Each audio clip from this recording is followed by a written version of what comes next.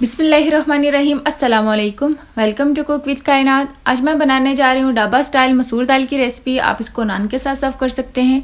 इसके लिए मुझे यहाँ पर चाहिए आधा किलो पानी। पानी उस बर्तन में डाल दूंगी जिसमें दाल को पकाना है। 1 कप मसूर की दाल है, इसको 1 घंटा भिगो कर रख दिया था। इसको 3 बार अच्छी तरह से वॉश कर ले ताकि जो दाल के साथ दवाई लगी होती है वो उतर जाए। अब इसको बिना कवर किए कुक कर लूँगी, ये जल्दी से पक जाएगी।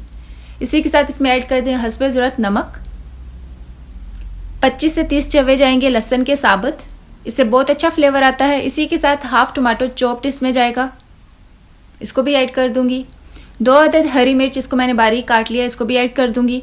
दाल के ऊपर जो व्हाइट वाला हिस्सा आ रहा है आप चाहें तो उसको उतार भी सकते हैं। अगर इसके अंदर ही कुक कर देंगे तो इससे दाल कड़वी नहीं होती। दाल को 3 बार अच्छी तरह से वॉश कर लिया पहले से ही। अब दाल को अच्छी तरह से पकाना है ताकि ये अच्छी तरह से गल जाए। इसी के साथ ऐड कर दूंगी red chilli powder half tablespoon, हल्दी पाउडर हाफ टेबल स्पून और इसको मिक्स कर दूंगी। अब दाल को अच्छी तरह से पकने दूंगी ताकि ये दाल अच्छी तरह से पक जाए। दाल को मैं हाई फ्लेम पर कुक कर रही हूँ बिना कवर किए। इसको मैं 1 घंटा भिगो कर रखा था तो दाल अच्छी तरह से जल्दी पक जाएगी। बीच बीच में इसमें चमचा चलाते रहें और इसको हाई फ्लेम पर अच्छी तरह से उबाल आने दें।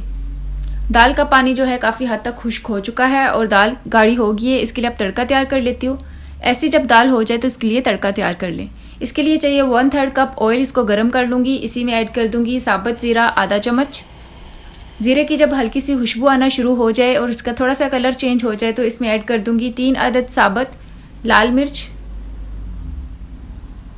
और 1 से 2 मिनट के अंदर हाई फ्लेम पर तड़का तैयार है। इसको दाल के अंदर ऐड कर दूँगी।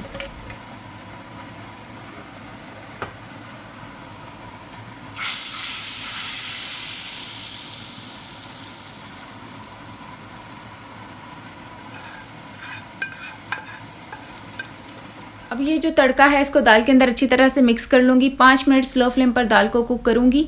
दाल बिल्कुल तैयार है। आप तड़के के बाद फ़ौरन सर्व कर सकते हैं। अगर आप इसको मिक्स कर लेंगे तो ज़्यादा अच्छा फ्लेवर आएगा। इसी के साथ आप टेस्ट कर लें, अगर आपको नमक कम लगता है तो और ऐड कर दें। अब मैं इसमें फ्लेवर के लिए ऐड करी हूँ गरम मसाला हाफ टेबल स्पून, इसको मैं मिक्स कर दूँगी। इससे बहुत अच्छी खुशबू आती है। इसी के साथ इसमें ऐड करी हूँ हरा धनिया 2 चम्मच भरकर और इसको इसके अंदर मिक्स कर दूंगी। ढाबे पे जो दाल मिलती है उसके अंदर ही वो हरा धनिया मिक्स करके सर्व करते हैं तो मैं इसको ऐसे ही सर्व करूंगी। इसके ऊपर गार्निशिंग के दौरान हरा धनिया इस्तेमाल नहीं करूंगी। आप देख सकते हैं माशाल्लाह बहुत अच्छी सी गाढ़ी सी दाल तैयार है। इसको अब मैं सर्व कर देती हूँ। आप चाहें तो इस दाल को रोटी के साथ, चावल के साथ या नान के साथ सर्व कर सकते हैं। मैं इसको नान के साथ सर्व कर रही हूँ। अगर आपको ये मेरी ढाबा स्टाइल मसूर दाल की रेसिपी अच्छी लगी हो तो मुझे कमेंट में बताना, लाइक करना, सब्सक्राइब करना मत भूलिएगा। दुआ में याद रखिए। इंशाल्लाह न्यू रेसिपी के साथ जल्द मुलाकात होगी। तब तक के लिए अल्लाह हाफिज़।